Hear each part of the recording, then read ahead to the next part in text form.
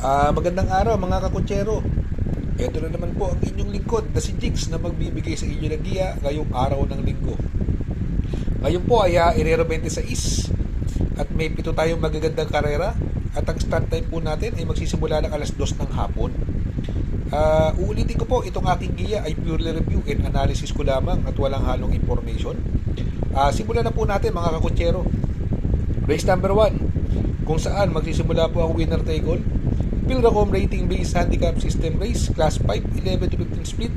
Ang distansya po dito ay 7 oktavo or 1,400 meters. At dito po, meron po tayo 10 kalahok. Dito po, possible scenario, nakikita ko rito. Pwedeng mauna na rito yung Doña Chichay, sa kay ni Lester De Jesus, wala akong nakikita ibang masyadong matulin bukod kay Distant Thunder at High Society. Tingin ko, makakaraos na to dito si Doña Chichay.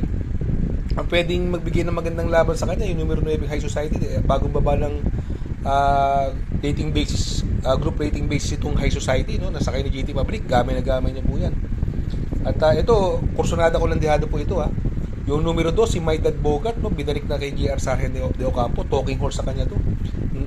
Nakailang panalo sa kanyang long shot yung My Dad Bogart na yan at lumakas ang laban yan. Magandang dihado po yan para sa akin. Kaya dito sa race number 1, magtatatlo po ako dyan. Doon ako sa numero 5 Doña Chichay. Panigundo ko numero 9 High Society. At isasama ko pong pandiyado numero 2 My Dad Bogart. Sa race number 2, the 2025 Pilracom 4-year-old and above imported local challenge.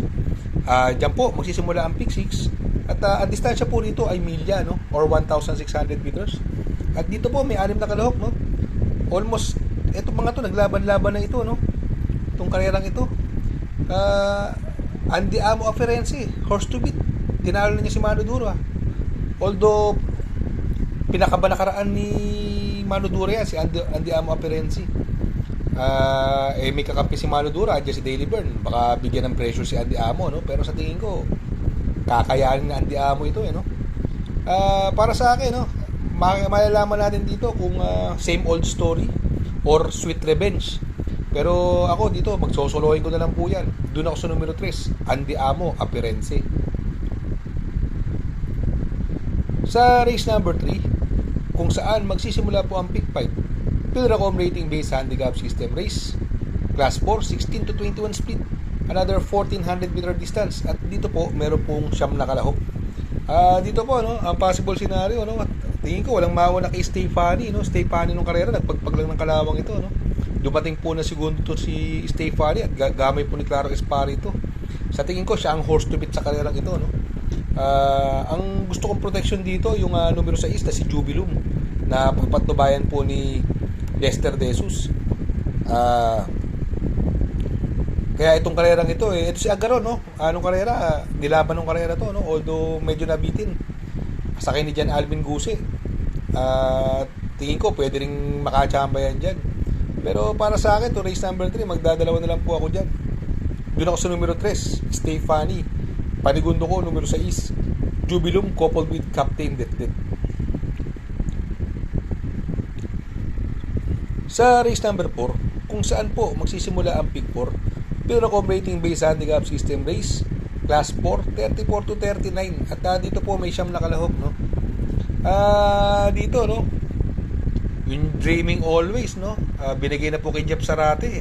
Alam naman natin parang may golden hands tong si Jeffrey Sarate, magaling na hinete, sa tingin ko siya malalyamado sa karerang ito. Ang pwede magdala ng unahan dyan yung numero 3 sa si Charge the Castle na sakay ni Jan Alvin Guse, nung nakaraan pinilit mauna niyan, kung saan nanalo po dun yung long shot na Attractive Force na sakay ni GL Shego rin, pero dito sa tingin ko medyo kakayanin niya yung area ng mga makakalaban niya rito, kaya sa tingin ko siya ang mahigpit na makakalaban ni Dreaming Always. Kaya dito sa race number 4, magdadalawa po ako dyan. Doon ako sa numero 9 Dreaming Always. At panigundo ko naman po numero 3 Charge the Castle, coupled with Save My Savings. Sa race number 5, Pilracom rating based handicap system race, class 4, 22 to 27, split distance is 1,400 meters. At dito po may 10 kalahok sa karerang ito, Dito no, sa tingin ko no, possible scenario po dito no, mukhang wala nang pauunahin si Chocolate Thunder no. Ang galing ni Chocolate Thunder nakaraan. Sakay ni Jeff Bakay ito nakaraan, ang galing ng tinakbo, nasalto pa. Hindi siya nauna no, nasalto pa. Tapos nakaremate pa rin ng plane to spare. Kung titingnan mo tong kanayalang ito, halos walang mabilis dito at siya lang. Mukhang siya na iuuna rito sa kanayalang ito at gamay din po yan ni BJB Galieta. Ang possible makalaban niya rito yung numero 1 Mahusayay no, nasakay ni Jan Alvin, gamay naman po ni Jan Alvin yan, at yung Viva de Oro nag-uumento ngayon, napapatnubayan naman ni from Bumbong Pillegas to Dan Camanyero no. Sa tingin ko hindi nalulustos sa tatlong karerang ito no, between Mahusayay, Viva de Oro and Chocolate Thunder. Kaya dito sa race number 5 magtatatlo po ako dyan.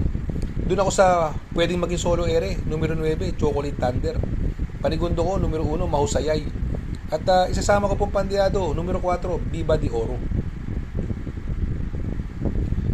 Sa race number 6 sa penultimate race, Pilracom rating based handicap system race, class 5, 6 to 10 split. Distance is 1,400 meters or 7 oktabo.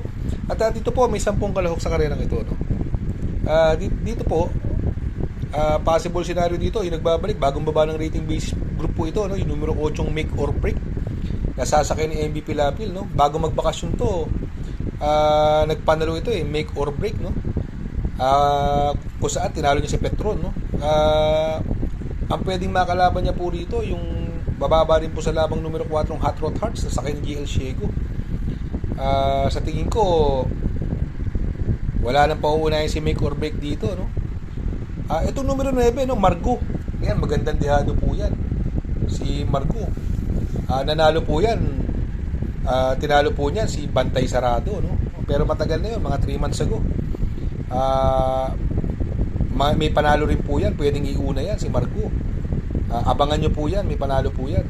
Ito si Chef Cat, galing sa segundo last shot sa ni Tanya Naborosa no. Kaya dito sa race number 6 no, magtatatlo po ako dyan. Doon ako sa numero 8 Make or Break, panigundo ko numero 4 Hot Rod Hearts, at isasama ko pong pandiado numero 9 Margo. Sa race number 8 sa last and final race, Pilracom rating based handicap system race, class 4, 28 to 33. Distance is 1,400 meters. At dito po, another full gate. Dito po, no, possible scenario po dyan, no, pwedeng magkabulan. Ito, pinanghabol na karaan si Dakota Elegance kay Easyway, nabalikan ni Easyway, no. Ang ending race naman, medyo parang nabigla sa laban ito, no. Itong Madam Mayhem, ito, ang ganda ng panalo ng kanyang maiden race, sakay ni Uno, ngayon binigay na kay Oni.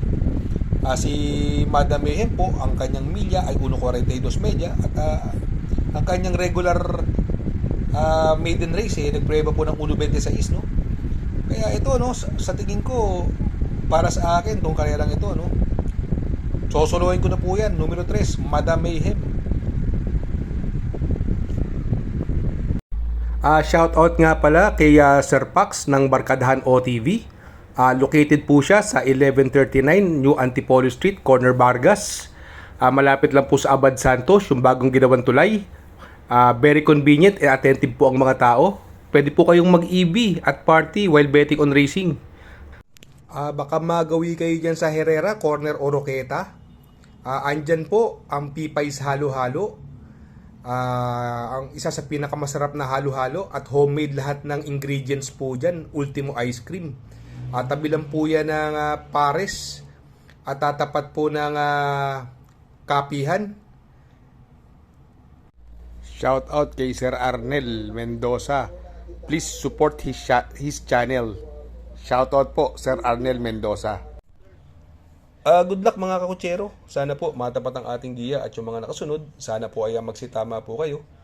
Ako yung makikiusap lamang at makikisuyo sa inyo na please like, share, subscribe, and hit the notification bell para update kayo sa aking mga giya. Good luck po and happy racing.